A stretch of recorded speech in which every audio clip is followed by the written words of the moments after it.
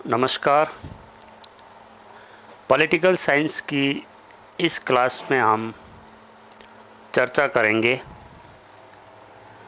महान राजनीतिक चिंतन वेस्टर्न पॉलिटिकल थिंकर्स प्लेटो के बारे में।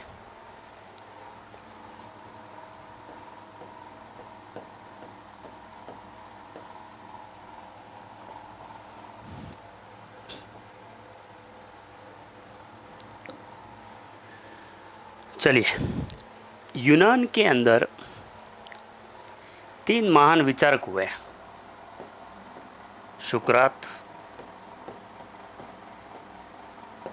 सुकरात के शिष्य थे प्लेटो और प्लेटो के शिष्य थे अरस्तु। इन तीनों विचारकों के जो सिद्धांत हैं, जो अवधारणाएं हैं, वो राजनीति विज्ञान के लिए बहुत महत्वपूर्ण है। सुकरात के और प्लेटो के बीच में जो संवाद स्थापित हुए हैं, उन सबको प्लेटो ने अपनी पुस्तकों के अंदर उद्धृत किया है। काफ़ी सारे ऐसे सिद्धांत जो प्लेटो ने दिए हैं, जो आज भी कहीं न कहीं किसी न किसी रूप में वो मान्य जरूर है।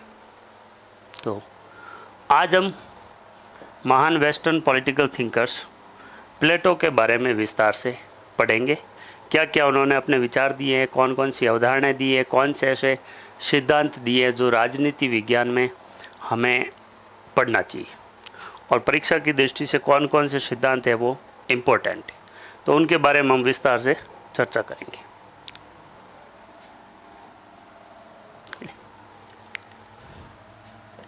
एथेंस के अंदर इस महान राजनीतिक विचारक का जन्म ईसा से 428 साल पूर्व का जन्म होता है, और यूनान के अंदर कार्डेरस वंश के अंतिम शासक एरिस्टॉन के पुत्र के रूप में प्लेटो का जन्म होता है, और इसका वास्तविक नाम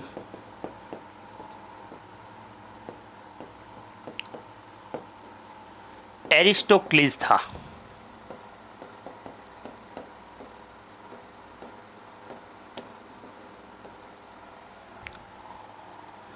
महान चौड़े कंधे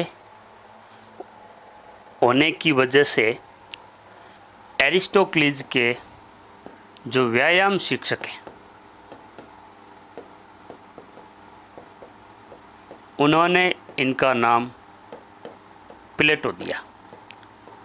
तत्पश्चात हम इन्हें एरिस्टोक्लीज से प्लेटो के रूप में जानते हैं। प्लेटो कुलीन परिवार में इसका जन्म होता है,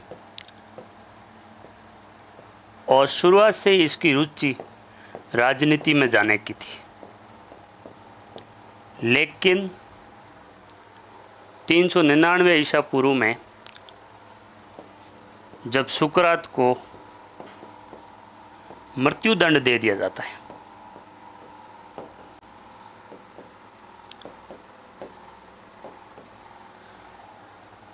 तो इसके विचार परिवर्तित हो जाते हैं, और इसने राजनीति में जाने का मानस बदल दिया। उसके बाद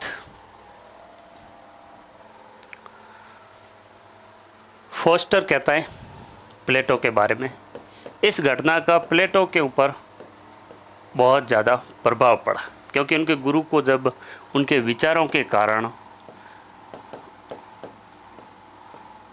प्राणदंड दे दिया गया,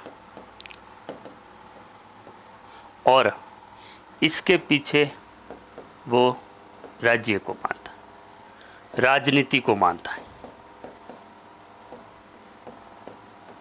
तो प्लेटो का ये जो मानसिक परिवर्तन होता है, उसमें अंदर बहुत बड़े बदलाव आते हैं, और उसमें वो चेंज करने के लिए अपनी योजनाओं को आगे बढ़ाता है। तो फोस्टर कह रहे हैं कि इस घटना का प्लेटो के जीवन पर बहुत बड़ा प्रभाव पड़ा, और कहा 399 ईस्वी पूर्व प्लेटो के जीवन में एक महत्वपूर्ण मोड़ आता है।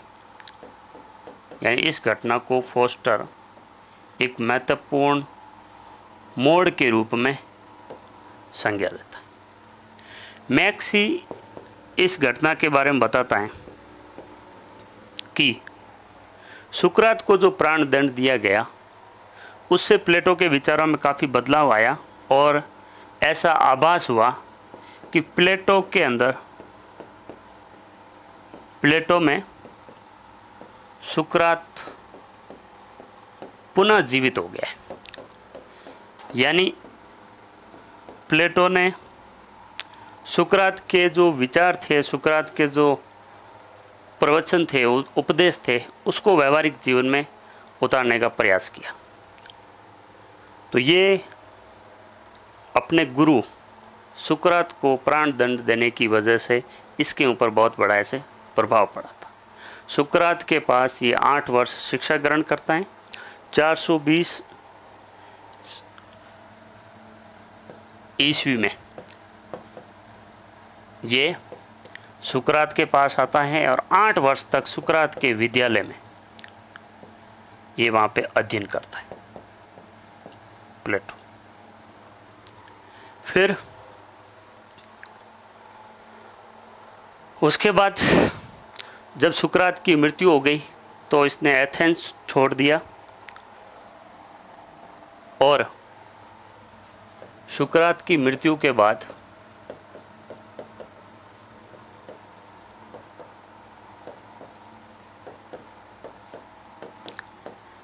प्लेटो ने एथेंस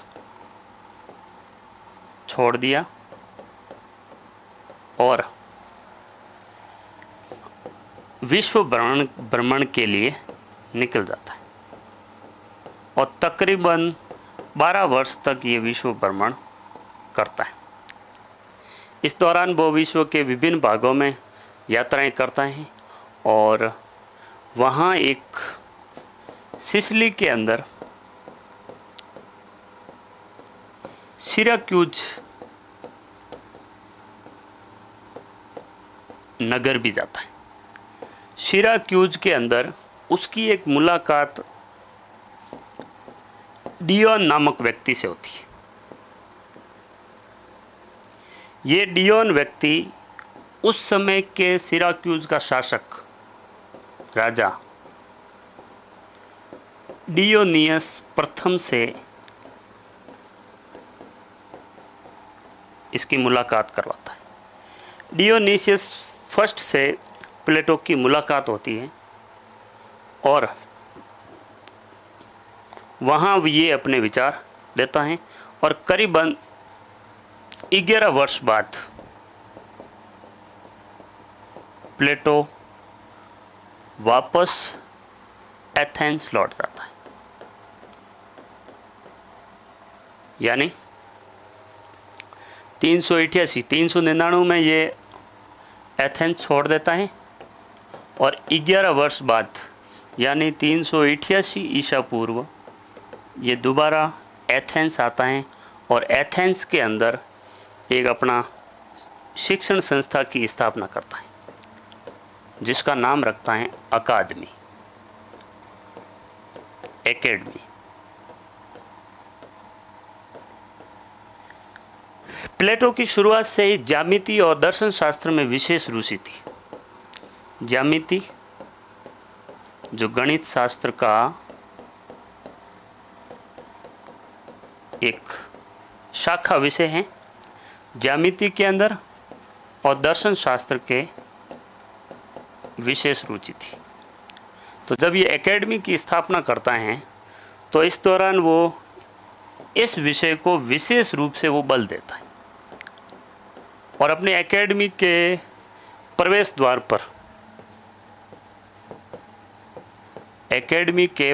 द्वार पर यह अंकित करवाता है कि ज्यामिति के ज्ञान के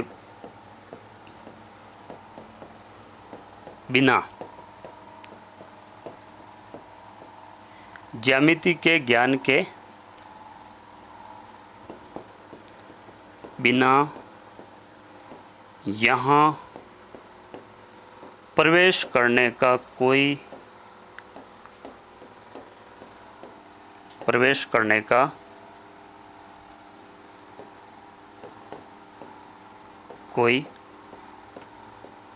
अधिकारी नहीं है।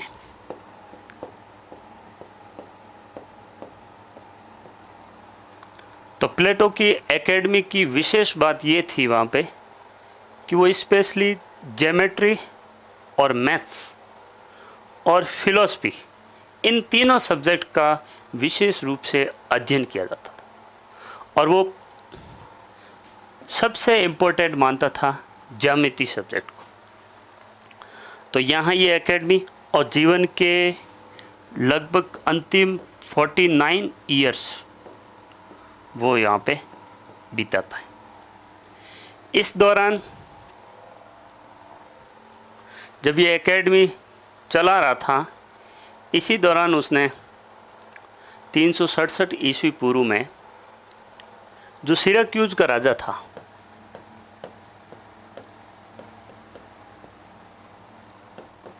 डियोनीसियस प्रथम,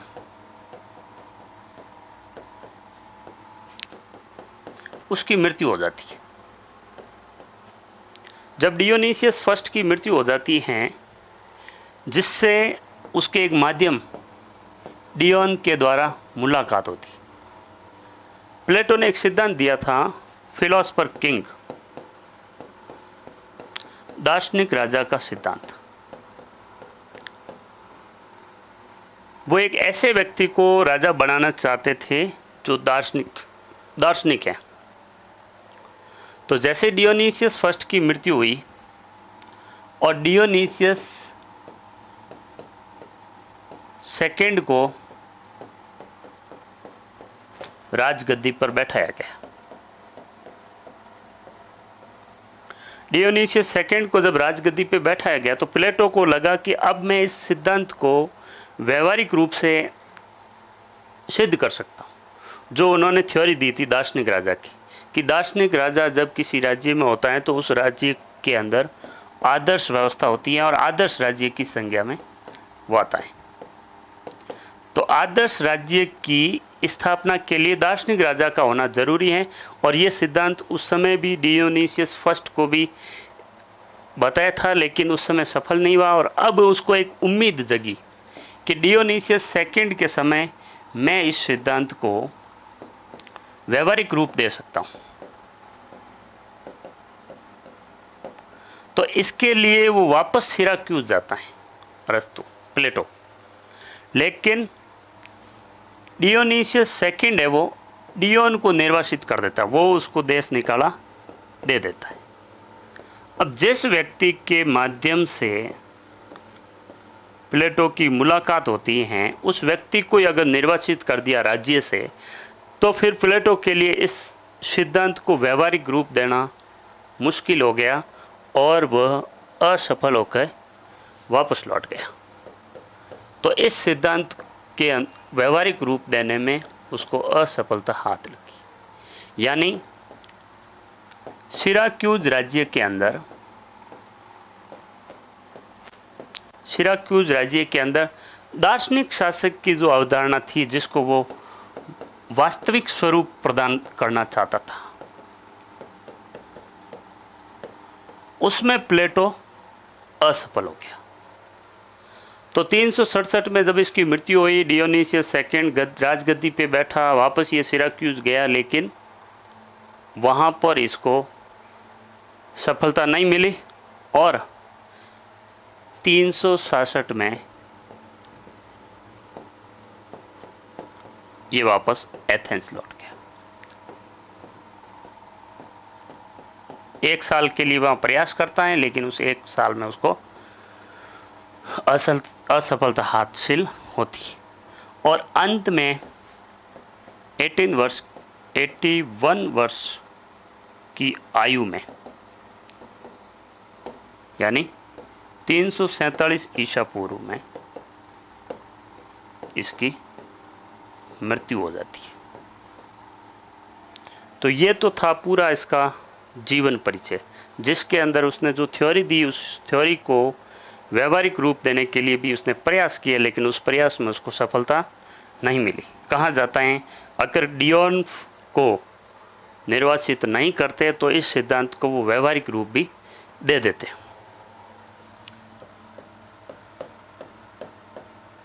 अब हम पढ़ेंगे प्लेटो की मुख्य रचनाएं।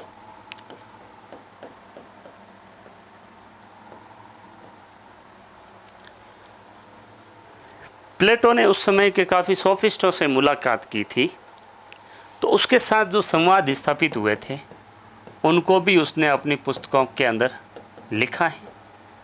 और अधिकतर जो उसकी बुक्स हैं, अधिकतर रचनाएं प्लेटो की संवाद शैली में लिखी हुई है।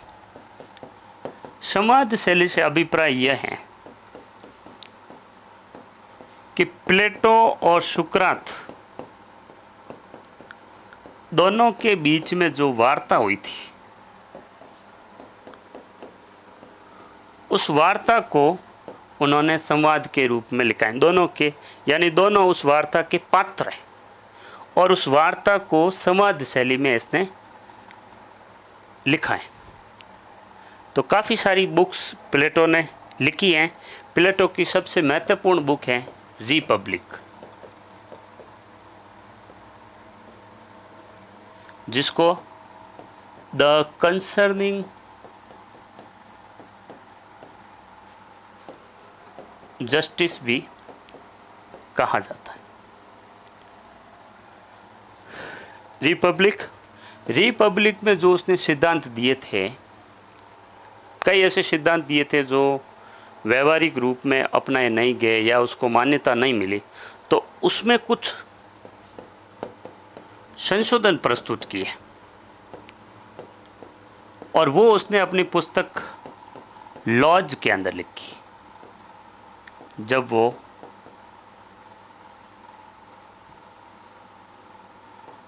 व्रत अवस्था में था। यानी रिपब्लिक को उसने युवा अवस्था में लिखा था और अपने विचारों में जो परिवर्तन आए वो उसने लॉज में लिखे और वृद्धावस्था में लिखे। यानी जो उसने साम्यवाद का सिद्धांत दिया था, उस साम्यवाद की जो शर्तें थी, उस शर्तों के अंदर प्लेटो ने कुछ ढिलाई बरती और वो उसने अपनी पुस्तक लॉज के अंदर लिखा है। चलिए, तो कौन कौन सी पुस्तकें लिखी हैं प्लेटो ने?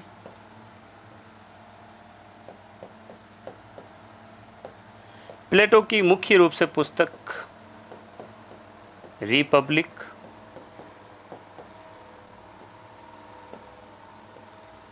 लॉज,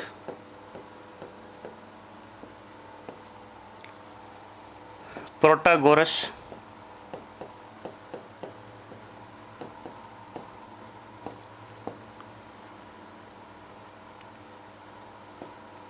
पार्मेनिडीज,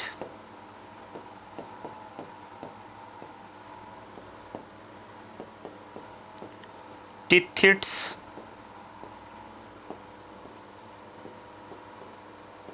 टाइमियस,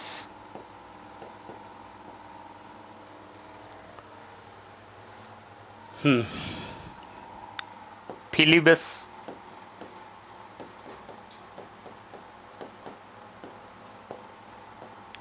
क्रिटो,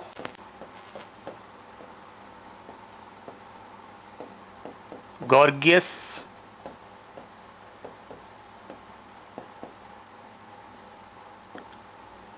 मीनो,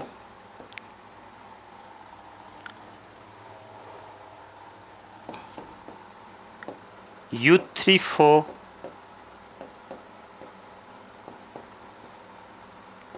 फेडो और फेड्रास।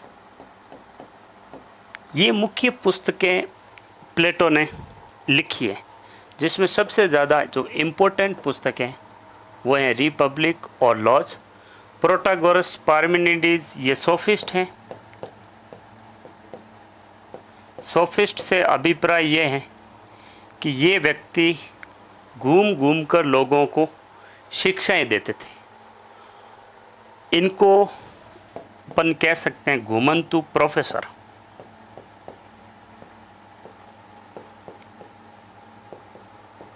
और ये शिक्षा के बदले धन राशि लिया करते हैं, यानी घूम घूम कर लोगों को शिक्षा देना और उनसे धन राशि लेना, वे सोफिस्ट थे। तो इनके साथ में जो संवाद हुआ, जो इनको, वो भी उन्होंने अपनी एक पुस्तक, उनके नाम से ही पुस्तकें लिखी है, प्रोटागोरस, पार्मेनिडीज, रिपब्लिक, जस्टिस से रिलेटेड, और लॉज के अंदर उसने उप आदर्श राज्य का सिद्धांत दिया है।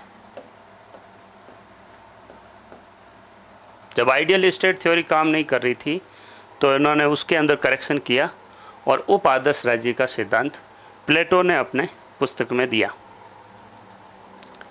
ये तो थी इनकी मुख्य पुस्तकें प्लेटो की, जो राजनीति विज्ञान के क्षेत्र में बहुत ज़्यादा इम्पोर्टेंट है, और इनमें से कई पुस्तकों के नाम कंपटीशन एग्ज़ाम में पूछे भी जाते, स्पेशली रिपब्लिक और लॉज के अंदर। लॉज के अंदर उन्होंने उप आदर्श राज्य का सिद्धांत दिया है, और उप आदर्श राज्य की उन्होंने जो जनसंख्या बताई है, वो जनसंख्या का वर्णन इस पुस्तक लॉज के अंदर 5040 बताई है।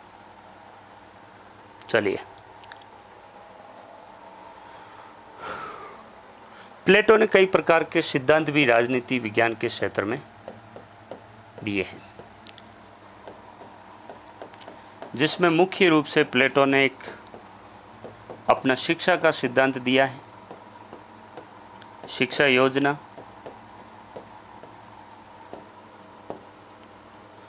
आदर्श राज्य का सिद्धांत,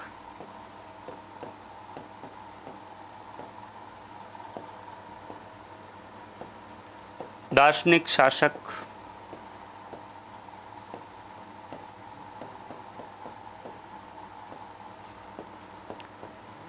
न्याय सिद्धांत,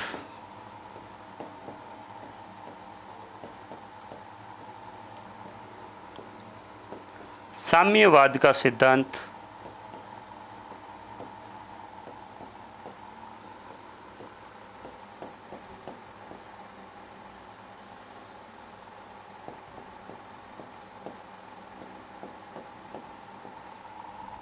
और गुफा का सिद्धांत।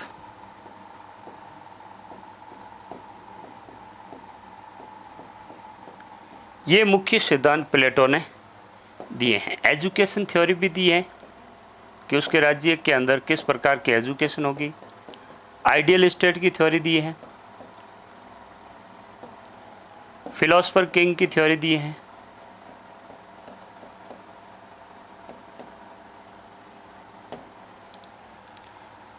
जस्टिस थ्योरी है प्लेटो की,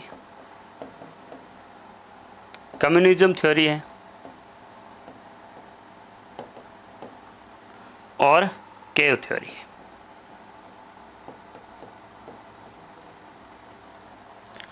एक इसमें इम्पोर्टेंट है नोबल लाई,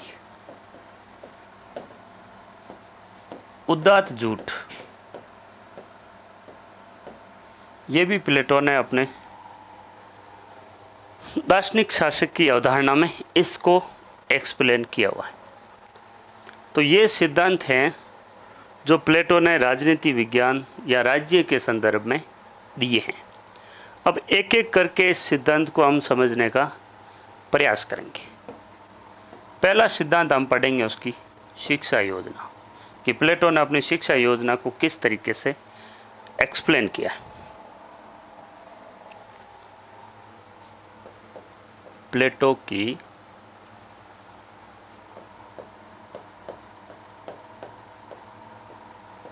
शिक्षा योजना।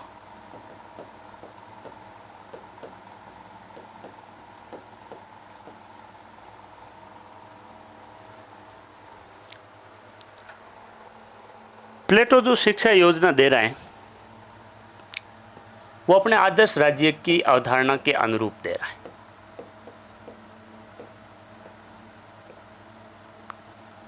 वो अपने राज्य को किस तरीके से आदर्श बनाना चाहता है उसके संदर्भ में वो शिक्षा योजना दे रहा है कि एक आदर्श राज्य के अंदर कौन सी शिक्षा होनी चाहिए। जब हम आदर्शवादी विचारधारा पढ़ते हैं तो आदर्शवादी विचारधारा के अंदर राज्य को साध्य माना जाता है और व्यक्ति को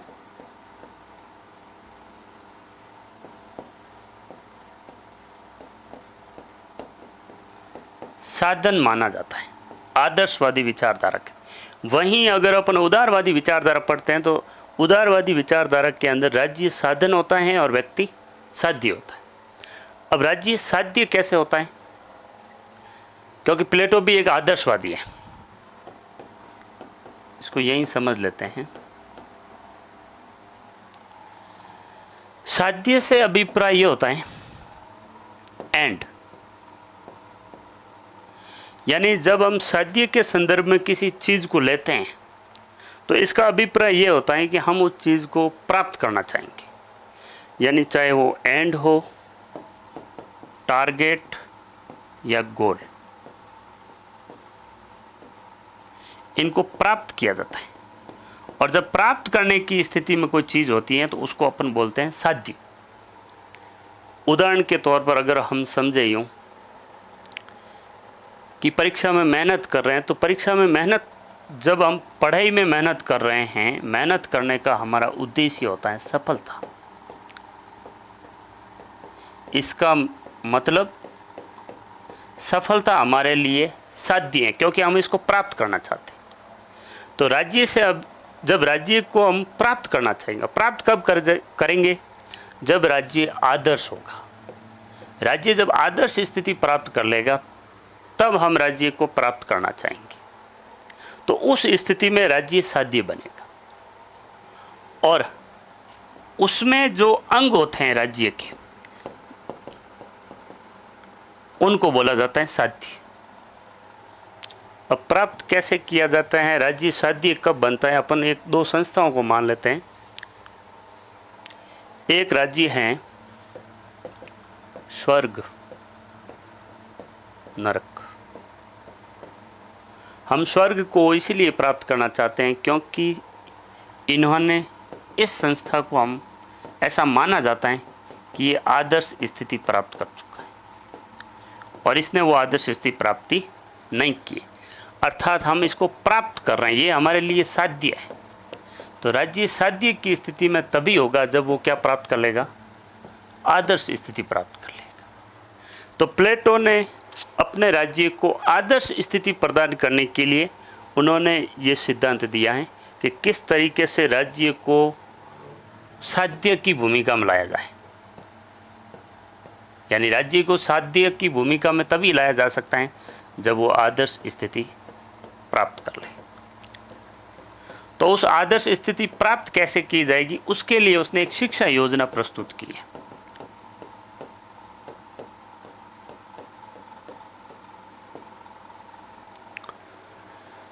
प्लेटो की जो शिक्षा योजना है वो मुख्य रूप से दो भागों में बांटी हुई है।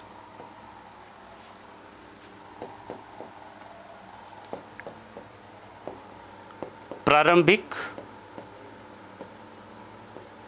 और उच्च शिक्षा।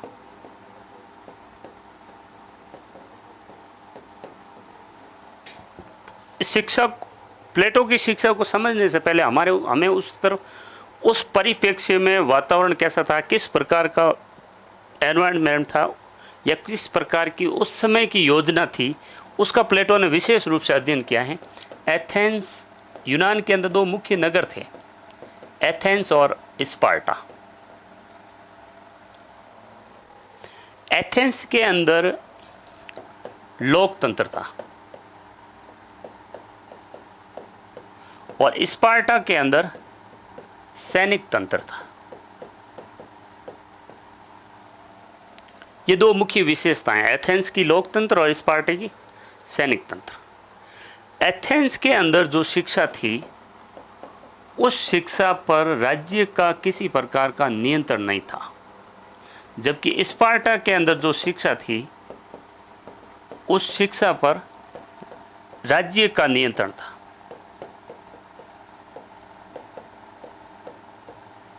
यानी एथेंस के अंदर कौन से विषय पढ़ाने हैं, क्या पढ़ाना है, बच्चों को किस उद्देश्य के लिए अध्ययन करवाया जाना है, ये सब डिसाइड माता पिता करते थे या परिवार डिसाइड करते थे।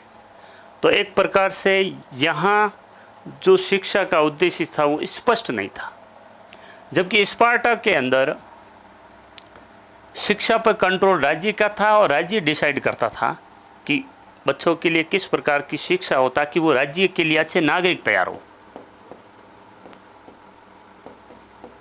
तो राज्य के अच्छे नागरिक तैयार करना उद्देश्य किसका था? स्पार्टा की एजुकेशन का। यहाँ ढीला ढाला रवैया था, यहाँ स्टिकता की नीति थी।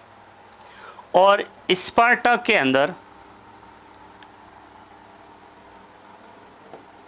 2 वर्ष का सैनिक प्रशिक्षण अनिवार्य था प्रत्येक विद्यार्थी के लिए।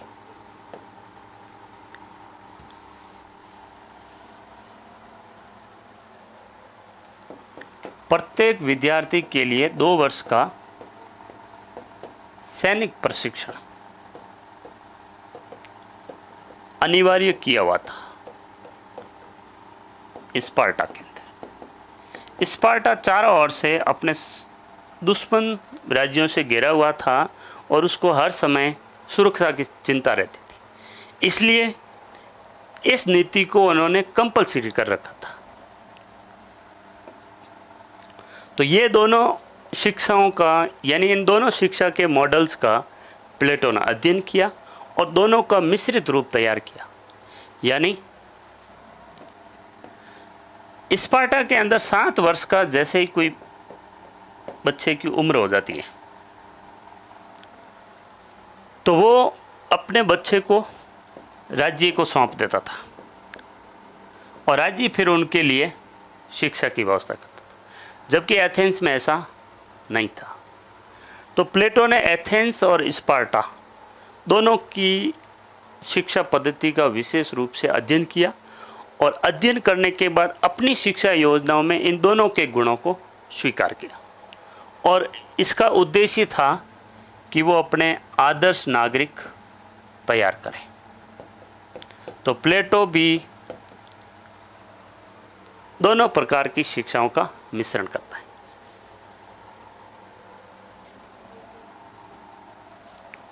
अब हम समझ लेते हैं शिक्षा योजना।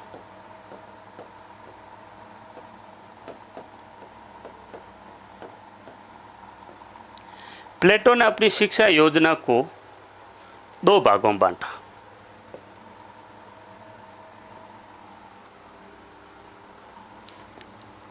नंबर 1 प्रारंभिक शिक्षा,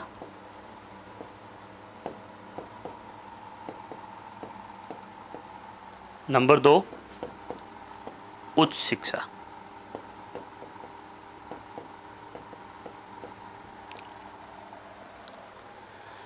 प्रारंभिक शिक्षा के अंदर वो 2 भाग करता है। 6 वर्ष का जैसे ही बच्चा आयु पूर्ण करता है उसको विद्यालय में एडमिशन दिया जाएगा और 18 वर्ष तक उसको व्यायाम की शिक्षा दी जाएगी। यानी उसको शारीरिक रूप से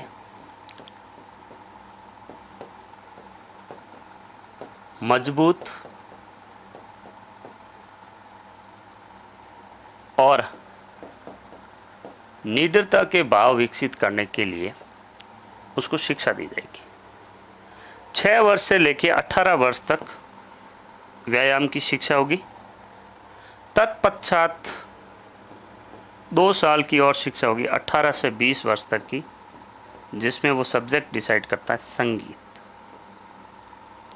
व्यायाम का जो सब्जेक्ट डिसाइड करता है, उसके पीछे उद्देश्य होता है कि उसके जो नागरिक है वो शारीरिक रूप से मजबूत हो और उसके राज्य में सैनिक तैयार हो जो कि राज्य की रक्षा करने का कार्य करेंगे, राज्य का रक्षक वर्ग तैयार हो। तो 6 से 18 वर्ष तक व्यायाम, 18 से 20 वर्ष तक वो संगीत की शिक्षा दे रहा है और इसके पीछे उद्देश्य है उसका आत्मिक विकास, उसके संवेगों को नियंत्रित किया जा सके। तो 2 साल की उसकी संगीत की शिक्षा होगी। इस प्रकार से उसकी प्रारंभिक शिक्षा कंप्लीट होती। प्रारंभिक शिक्षा जब प्लेटो की कंप्लीट हो जाती है, व्यायाम की उसने एजुकेशन ले ली, म्यूजिक की भी ली, उसके बाद में एक परीक्षा का आयोजन होगा। यानी विद्यार्थी ने 6 वर्ष से लेकर 20 वर्ष तक जो प्रारंभिक शिक्षा ली है, उस प्रारंभिक शिक्षा के लिए एक परीक्षा होगी और यदि वो परीक्षा में सफल रहता है तो ही उसको उच्च शिक्षा के लिए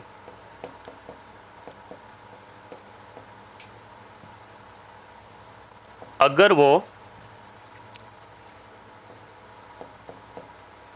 प्रारंभिक शिक्षा के अंदर सफल हो जाता है तो ही उसको उच्च शिक्षा के लिए अनुमत किया जाएगा।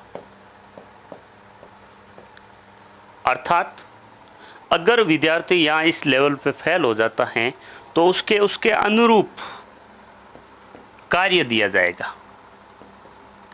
अगर वो यहाँ इस स्तर पे फेल हो जाता है, इसका मतलब उसने शारीरिक दक्षता तो प्राप्त कर ली, वो राज्य की रक्षा करने का काम तो कर ही सकता है।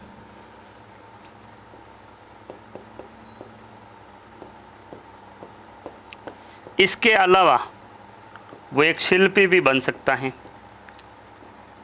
वो राज्य के लिए रक्षा का कार्य भी कर सकता है, राज्य के लिए वहाँ श्रमिक तैयार हो सकते हैं क्योंकि यहाँ शारीरिक रूप से वह मजबूत होता है और राज्य के लिए अब कार्य करने की स्थिति में। इसलिए प्लेटो की शिक्षा योजना को कार्य विशेषीकरण का सिद्धांत भी कहा जाता है क्योंकि वो प्रत्येक स्तर पर शिक्षा के साथ साथ कार्य का भी बंटवारा कर देता है, कार्य प्रदत्त भी कर देता है। तो प्रारंभिक शिक्षा के अंदर ये 2 विषय उसने निर्धारित किए प्लेटो ने अपने सिद्धांत के अंदर कि इन दोनों विषयों की परीक्षा ली जाएगी 20 वर्ष की उम्र होती। तत्पश्चात प्रारंभिक शिक्षा के अंदर सफल हो गया, अब उसको प्रमोट किया जाएगा उच्च शिक्षा के लिए।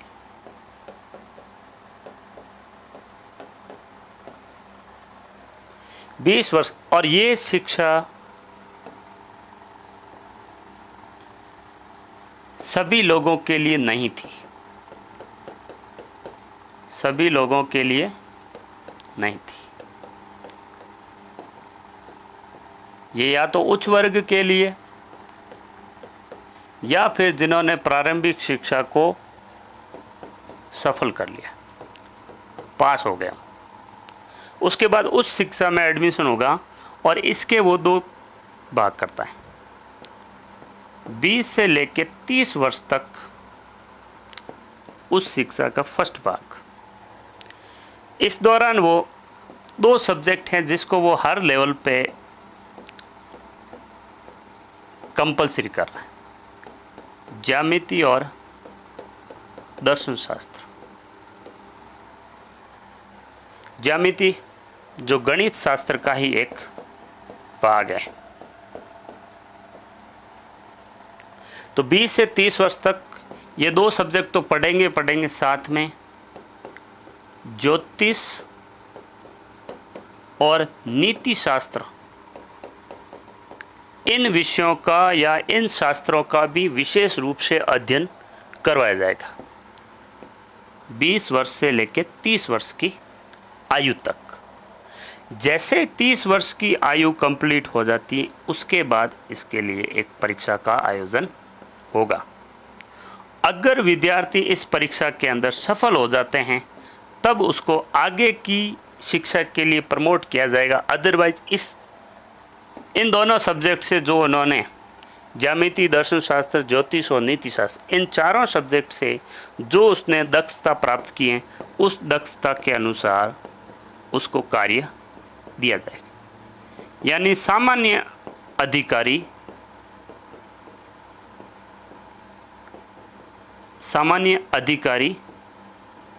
का कार्य ये करेंगे, उनको ये विशेष प्रकार का कार्य दिया जाएगा जो 30 साल की उम्र में यहाँ असफल हो जाते हैं। उसके बाद उच्च शिक्षा का दूसरा लेवल, फर्स्ट लेवल 20 वर्ष से 30 वर्ष की आयु तक, सेकंड लेवल 30 से लेकर 35 वर्ष की आयु तक। यहाँ पे 2 सब्जेक्ट ये तो कंपलसरी है ही, ज्यामिति और दर्शन शास्त्र, क्योंकि हमने पहले ही पढ़ा है कि ज्यामिति और दर्शन शास्त्र में प्लेटो की विशेष रुचि थी और इस दोनों सब्जेक्ट को उसने प्रत्येक लेवल के लिए कंपलसरी किया, अनिवार्य किया। 2 सब्जेक्ट इसके साथ में और होंगे, एक होगा तर्क शास्त्र और एक न्याय। यानी ज्यामिति, दर्शन शास्त्र, तर्क शास्त्र और न्याय, ये चारों विषय या ये चारों ही शास्त्र 30 वर्ष से लेकर 35 वर्ष की आयु के बच्चों को पढ़ाया जाएगा। बच्चे तो क्या, ये प्रौढ़ की आयु वर्ग में आते हैं। 30 से 35 वर्ष की आयु तक के ये 4 विषय पढ़ेंगे और इस पे विशेष रूप से द्वंद्व, डायलेक्टिकल और जस्टिस, इस पे विशेष बल दिया जाएगा। यानी 30 से 35 वर्ष तक ये 4 सब्जेक्ट शिक्षार्थी पढ़ेगा। इसके बाद भी शिक्षा कंप्लीट नहीं हो रही है, क्योंकि प्लेटो शिक्षा को आजीवन चलने वाली प्रक्रिया मानता है। वो शिक्षा का उद्देश्य व्यक्ति का सर्वांगीण विकास को मानता है और सर्वांगीण विकास आजीवन चलने वाली प्रक्रिया है। सर्वांगीण विकास कब होगा? जब वो प्रक्रिया आजीवन चलेगी, आजीवन चलने वाली प्रक्रिया। तो प्लेटो शिक्षा को एक आजीवन चलने वाली प्रक्रिया मानता है, इसलिए वो शिक्षा को अभी कंप्लीट नहीं कर रहा है।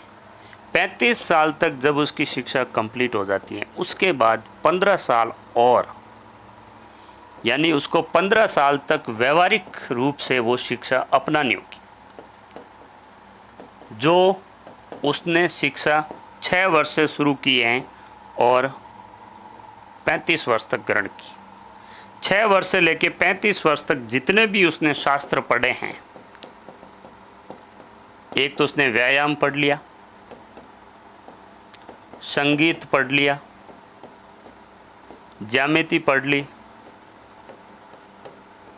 दर्शन शास्त्र पढ़ लिया,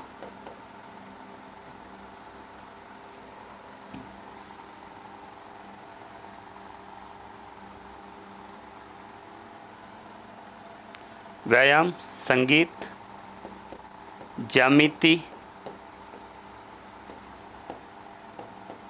दर्शन शास्त्र, ज्योतिष, नीति शास्त्र,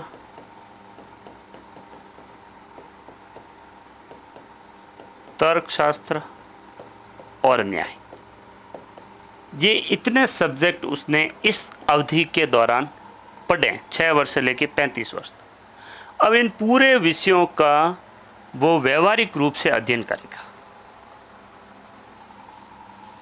यानी उसको अपने वास्तविक जीवन में वो सारी कठिनाइयाँ झेलनी होगी और उसका एक हल या उसका समाधान जो उसने शिक्षा ग्रहण की है उसके द्वारा निकालना होगा।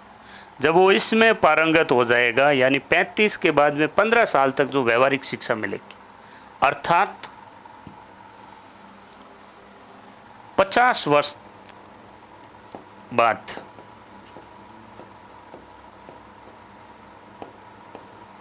50वें वर्ष में उसकी शिक्षा समाप्त होगी। और जो व्यक्ति इस पूरी शिक्षा को ग्रहण कर लेगा वो व्यक्ति दार्शनिक शासक होगा। और ऐसा माना जाएगा कि जिस व्यक्ति ने प्रत्येक स्तर की परीक्षा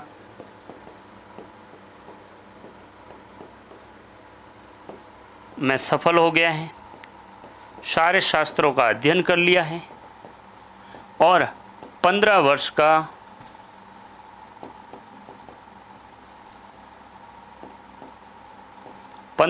का व्यवहारिक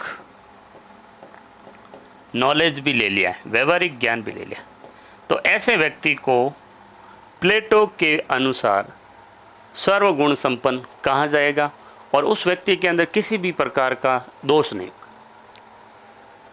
तो ऐसे व्यक्ति को प्लेटो दार्शनिक शासक कह रहा है कि यदि ऐसे व्यक्तियों के हाथ में राज्य की सत्ता सौंपी जाए, जो दार्शनिक हैं, जिन्होंने 6 वर्ष से लेके 50 वर्ष तक की शिक्षा ग्रहण की है,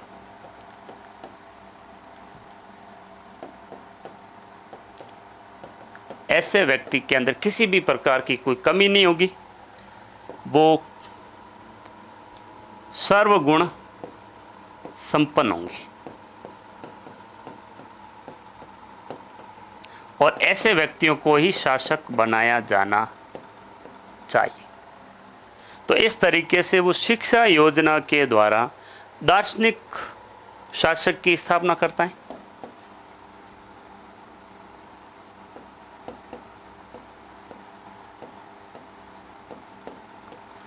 शिक्षा योजना के द्वारा ही वो आदर्श राज्य की स्थापना कर रहा है, यानी राज्य को वो साध्य की भूमिका में लाने का प्रयास कर रहा है। दार्शनिक शासक की अवधारणा को वो सिसिली के सिराक्यूज में व्यवहारिक रूप में लाना चाहता था, लेकिन डियोनीसियस सेकंड ने जब राज्य से निर्वाचित कर लिया तो उसकी योजना असफल होगी। तो इस तरीके से वो शिक्षा की योजना दे रहे हैं और ये बता रहे हैं कि शिक्षा के द्वारा व्यक्ति के सर्वांगीण विकास को किया जा सकता है। अब हम पढ़ेंगे प्लेटो की शिक्षा योजना की विशेषताएं। प्लेटो ने जो शिक्षा योजना दी है वो एक तो उसने बताया कि शिक्षा है वो आजीवन चलने वाली एक प्रक्रिया है।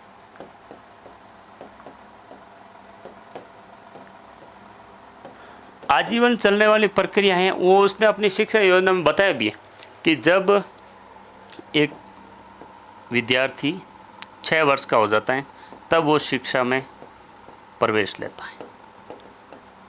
शिक्षा के लिए वो प्रवेश ले रहा है और 50 वर्ष तक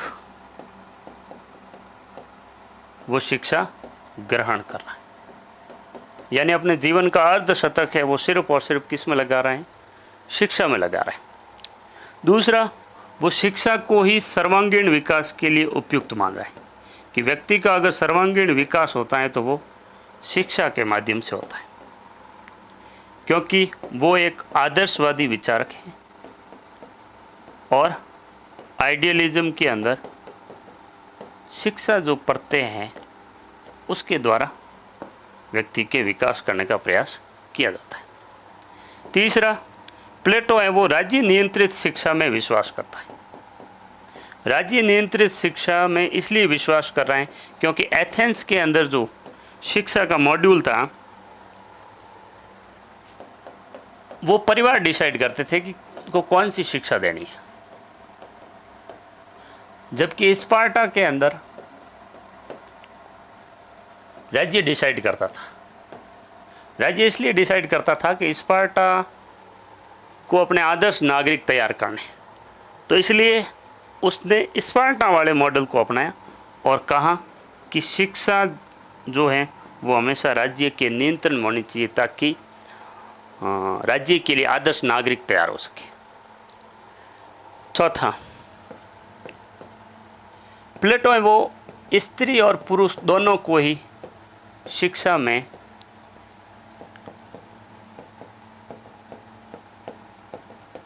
समान अवसर देता है। क्योंकि उस समय के परिप्रेक्ष्य में स्त्रियों को शिक्षा प्राप्त करने का अधिकार नहीं था, जबकि प्लेटो कह रहे हैं कि स्त्री और पुरुष दोनों ही शिक्षा के समान अधिकारी हैं और शिक्षा के द्वारा जो उनको कार्य मिल रहे हैं वो भी कार्य कर सकते हैं। जबकि अरस्तु है वो स्त्री और पुरुष समानता का समर्थक नहीं है, क्योंकि अरस्तु कह रहे हैं कि प्रकृति जब मनुष्यों को जन्म देती है तब भेदभाव करती है। स्त्री को बायोलॉजिकल अलग रूप दे रही है, पुरुष को बायोलॉजिकल अलग रूप दे रही है। जब स्त्री, तो इस वजह से दोनों, प्रकृति जब भेदभाव करती है तो हमें भी भेदभाव करना चाहिए। वो कह रहे हैं कुछ मनुष्य हैं वो जन्म से ही शासक बनने के लिए पैदा हुए हैं, कुछ लोग जन्म से ही शासित बनने के लिए पैदा हुए हैं। तो इस भेद को बनाए रखना चाहिए। अगर प्रकृति के स्तर पर भेदभाव है और उसको हम अगर ख़त्म करते हैं तो वो अन्याय होगा। तो ऐसा अरस्तु कह रहे हैं, जबकि प्लेटो के विचार अरस्तु से बिल्कुल अपोजिट है। चौथा, शिक्षा के द्वारा वो शासक वर्ग का विकास कर रहा है,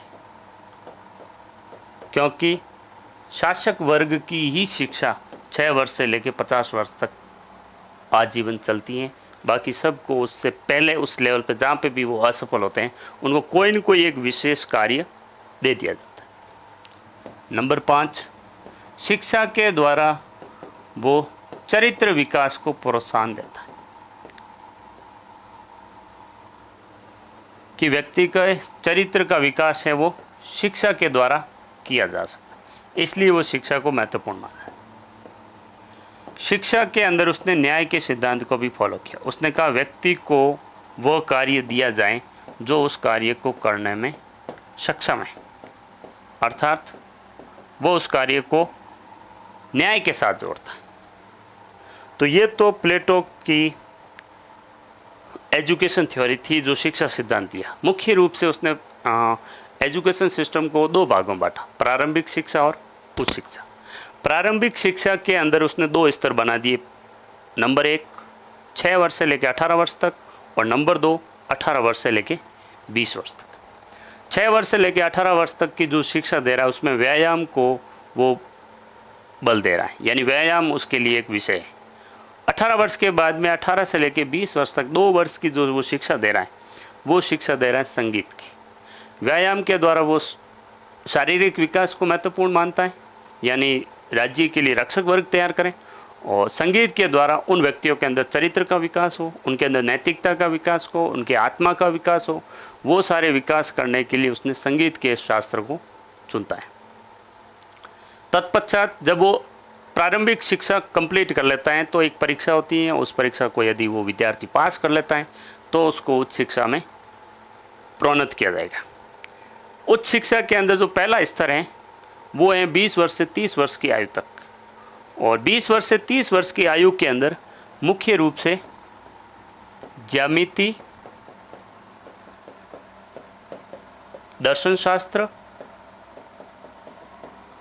ज्योतिष और नीति शास्त्र, ये 4 विषय निर्धारित करता है 20 वर्ष से लेकर 30 वर्ष, और 30 से लेकर 35 वर्ष तक ज्यामिति तो है ही, दर्शन शास्त्र भी, इसके साथ में वो तर्क शास्त्र और न्याय, इन दोनों विषयों को भी शामिल करता है।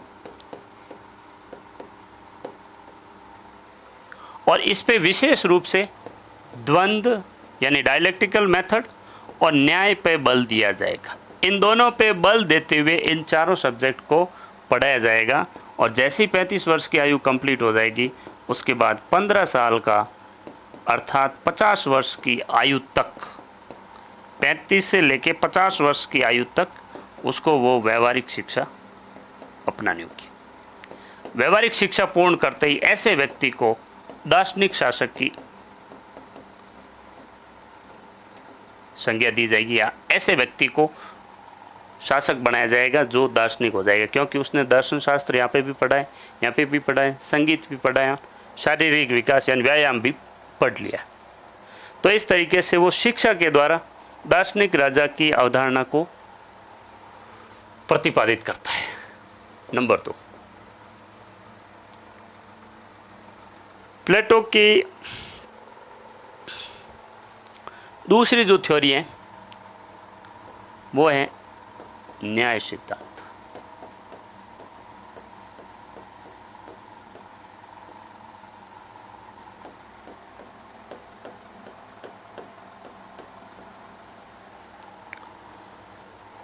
प्लेटो ने जो न्याय का सिद्धांत दिया है वो रिपब्लिक में दिया है और उसको द कंसर्निंग जस्टिस भी कहा जाता है।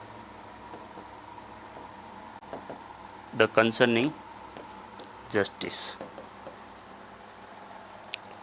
प्लेटो ने जो न्याय का सिद्धांत दिया, उस समय 3 प्रकार के न्याय प्रचलित थे। परंपरागत न्याय,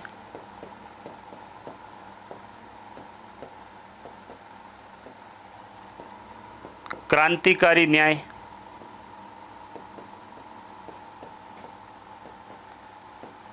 और कार्य कारण सिद्धांत न्याय। ये 3 प्रकार के न्याय प्रचलित थे। परंपरागत न्याय के अंदर सेफालस और उसका पुत्र पॉलीमार्कस, इन्होंने ये सिद्धांत दिया था। सेफालस ने कहा था कि न्याय वह है सत्य बोलना और ऋण चुकाना। प्लेटो के और सेफालस के बीच में ये संवाद होता है, न्याय है क्या। सेफालस कह रहा है न्याय है सत्य बोलना और ऋण चुकाना। तो इनके विचारों का प्लेटो खंडन करता है।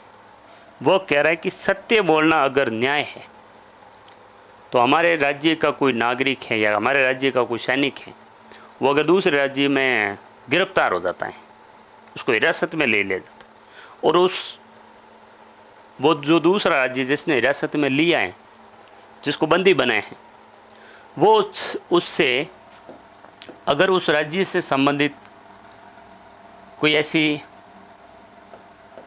रक्षा नीति से संबंधित कोई जानकारी पूछ रहा है या कोई महत्वपूर्ण जो संस्थान है उसके बारे में वो डिटेल ले रहा है, पूछ रहा है, इन्वेस्टिगेशन कर रहा है, तो ऐसे में तो सत्य बोल के अगर वो जानकारी दे रहा है तो ये फिर न्याय कैसे बात, वो तो उस राज्य के साथ अन्याय हो जाएगा।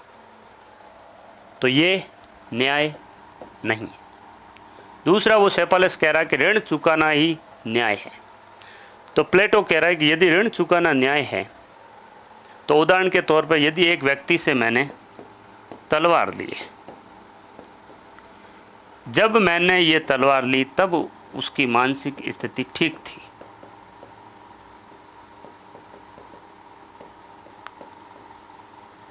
लेकिन उसके बाद जब वो लौटाने की बारी आती है उस समय उसकी मानसिक स्थिति गड़बड़ हो जाती है, वो पागल स्थिति में है, तो क्या ऐसी स्थिति में मुझे ये ऋण चुकाना चाहिए? अगर ऐसी स्थिति में वो इसका भुगतान कर रहा है तो फिर उसके लिए दिक्कत हो सकती है। इसका मतलब ये भी न्याय नहीं है। तो परंपरागत सिद्धांत के अंदर वो सेफालस का खंडन करता है। पॉलीमार्कस ने ये बताया था, जब पॉलीमार्कस से पूछा गया कि न्याय क्या है, तो पॉलीमार्कस ने बताया कि प्रत्येक व्यक्ति को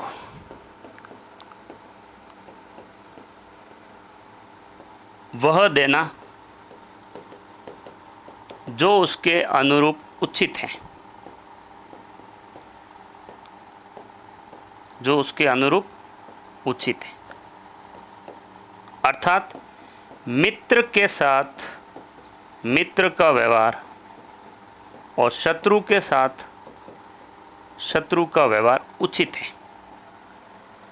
तो ऐसे में इस परंपरागत सिद्धांत के अंदर जो सेफालस का पुत्र है पॉलीमार्कस, उसके भी विचारों का खंडन कर रहे हैं। वो कह रहे हैं कि कई बार ऐसे भी व्यक्ति होते हैं जो मित्र होते हुए भी हमारे साथ में शत्रु जैसा बिहेव करते हैं। कई ऐसे व्यक्ति होते हैं जो शत्रु होते हैं लेकिन मित्र जैसा बिहेव करते हैं। तो ऐसे में हम उनके साथ वैसा ही व्यवहार करें तो फिर मत्स्य न्याय की स्थिति हो जाएगी। तो वो कतई ठीक नहीं है, इसका मतलब वो एक अन्याय है। तो इस तरीके से सेफालस और पॉलीमार्कस दोनों का वो खंडन कर रहा है।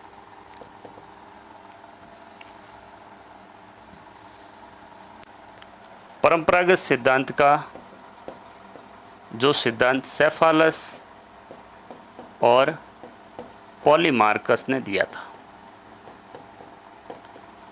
दूसरा सिद्धांत है क्रांतिकारी सिद्धांत। यह सिद्धांत दिया था थ्रेसिमेकस ने। थ्रेसिमेकस कह रहे हैं कि शक्तिशाली का हित ही न्याय है।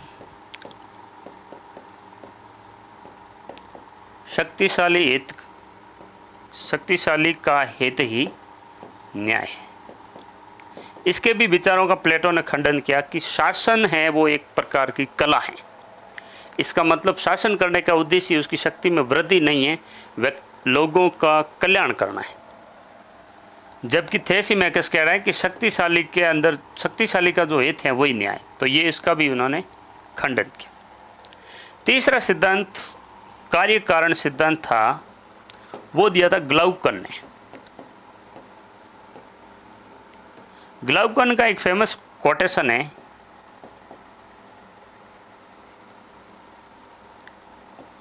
न्याय है वो दंड का शिशु है। यानी वो ग्लाउकन ये कहना चाह रहे हैं कि व्यक्ति है वो राज्य की आज्ञा का पालन सिर्फ इसलिए करते हैं कि उसको दंड का भय है।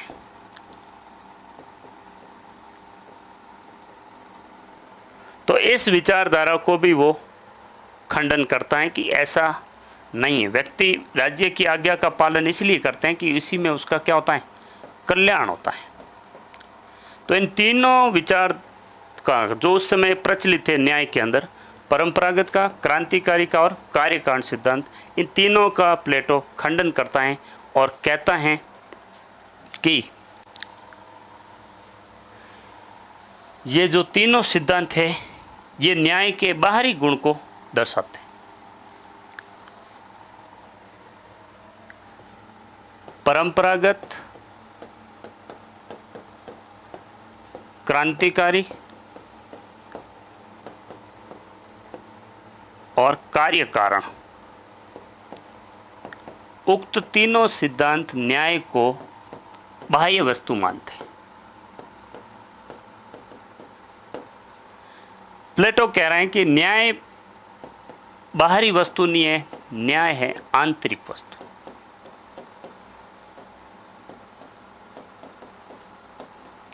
प्लेटो न्याय को आंतरिक वस्तु मानता है या आंतरिक गुण मानता है, जबकि उस समय के प्रचलित तीनों कानून न्याय को बाह्य गुण मानते हैं। तो ये महत्वपूर्ण अंतर है। उसके बाद जब ये बाहरी गुण मानते हैं तो आंतरिक गुण है क्या, तो उसने एक्सप्लेन किया कि प्रत्येक व्यक्ति के अंदर 3 प्रकार के गुण होते हैं, जिसमें कोई न कोई एक विशेष गुण है वो प्रधान रहता है। किसी में विवेक तत्व ज़्यादा होता है, यानी विवेक गुण ज़्यादा होता है। कुछ लोगों के अंदर साहस गुण ज़्यादा होता है और कुछ लोगों के अंदर तृष्णा। यानी एक गुण प्रधान जरूर होगा, या तो उसके अंदर विवेक होगा, या उसके अंदर तृष्णा होगी, या उसके अंदर साहस होगा। एप्टिटाइट, करेज और विजडम, कोई एक गुण व्यक्ति में प्रदान जरूर होगा। प्लेटो कह रहा है कि यदि इन गुणों के अनुरूप व्यक्ति को कार्य दिया जाए जिसके अंदर विवेक तत्व ज़्यादा है, उस व्यक्ति को शासक बनाया जाए, यानी वो व्यक्ति शासक वर्ग में आएगा। जिस व्यक्ति के अंदर साहस तत्व ज़्यादा है उनको सैनिक का कार्य दिया जाए, यानी वो सैनिक वर्ग में आएगा, या रक्षक वर्ग। जिस व्यक्ति के अंदर तृष्णा तत्व ज़्यादा है वो उत्पादक वर्ग में आएगा, शिल्पी, श्रमिक, व्यवसायी। यानी गुणों के अनुरूप 3 प्रकार के वर्ग निर्धारित करता है प्लेटो, शासक वर्ग, सैनिक वर्ग और उत्पादक वर्ग। शासक वर्ग का कार्य राज्य में नीति निर्माण करना है, राज्य में व्यवस्था बनाए रखना है। सैनिक वर्ग का काम राज्य में रक्षा करना है और उत्पादक वर्ग का काम राज्य के लिए उत्पादन करना है। जब सभी लोग अपने अपने गुण के अनुरूप कार्य करेंगे तो न्याय की स्थापना होगी। अब यदि जिसके अंदर साहस तत्व ज़्यादा है या साहस गुण की प्रधानता है, उस व्यक्ति को सैनिक या रक्षा करने की जिम्मेदारी दी जाए। जिस व्यक्ति के अंदर विवेक तत्व ज़्यादा है या विवेक तत्व की प्रधानता है, ऐसे व्यक्ति को शासक बनाया जाए। जिस व्यक्ति में तृष्णा है, लालच है, ऐसे व्यक्ति को उत्पादक वर्ग में रखा जाए। यदि ये समस्त लोग अपने अपने गुणों के अनुरूप कार्य करेंगे, समस्त व्यक्ति अपने अपने गुणों के अनुरूप कार्य करेंगे, तो वो जो न्याय होगा वो न्याय होगा व्यक्तिगत न्याय।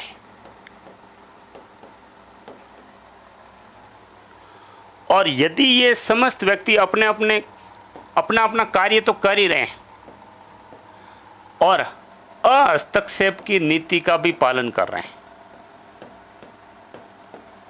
शासक वर्ग सिर्फ और सिर्फ विवेक तत्व है जिसके अंदर वो सिर्फ शासक वर्ग का ही काम कर रहे हैं, वो उत्पादक वर्ग में किसी प्रकार का हस्तक्षेप नहीं कर रहे हैं, वो सैनिक वर्ग में भी किसी प्रकार का हस्तक्षेप नहीं कर रहे हैं। सैनिक वर्ग हैं वो शासक वर्ग में हस्तक्षेप नहीं कर रहे हैं, उत्पादक वर्ग ना, इसमें सब लोग जब अपने अपने कार्य को बखूबी कर रहे हैं, हस्तक्षेप की नीति को अपना रहे हैं, तो इस प्रकार से एक समाज तैयार होगा। और ऐसे न्याय को सामाजिक न्याय कहा जाता है। अर्थात प्लेटो के अनुसार न्याय के 2 प्रकार हैं, एक व्यक्तिगत न्याय और दूसरा सामाजिक न्याय। व्यक्तिगत न्याय से अभिप्राय ये है कि व्यक्ति के अंदर जो गुण है उसके अनुरूप उसको कार्य दिया जाए और वो सब अपना अपना कार्य करे। यदि व्यक्ति अपने गुण के अनुरूप कार्य कर रहा है तो किसी के साथ भी अन्याय नहीं कर पाएगा और अपना कार्य बखूबी तरीके से करेगा। तो ऐसे न्याय को प्लेटो व्यक्तिगत न्याय कहता है। दूसरा, जब सभी लोग अपने अपने गुणों के अनुरूप कार्य कर रहे हैं, किसी के कार्य में हस्तक्षेप नहीं कर रहे हैं, तो ऐसे स्थिति में एक ऐसा समाज का निर्माण हो रहा है जो बिना किसी अव्यवस्था के प्रगतिशील हैं, व्यवस्था हैं या चलायमान हैं। तो ऐसे न्याय को सामाजिक न्याय की संज्ञा देता है। अर्थात प्लेटो के अनुसार न्याय के 2 प्रकार हैं। नंबर 1,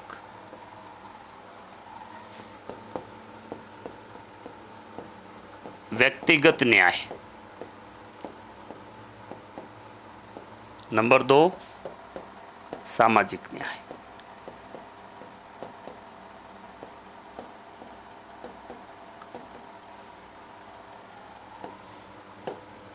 सामाजिक न्याय में एक शर्त जुड़ जाती है, हस्तक्षेप। हस्तक्षेप नीति का समर्थन, नंबर 1।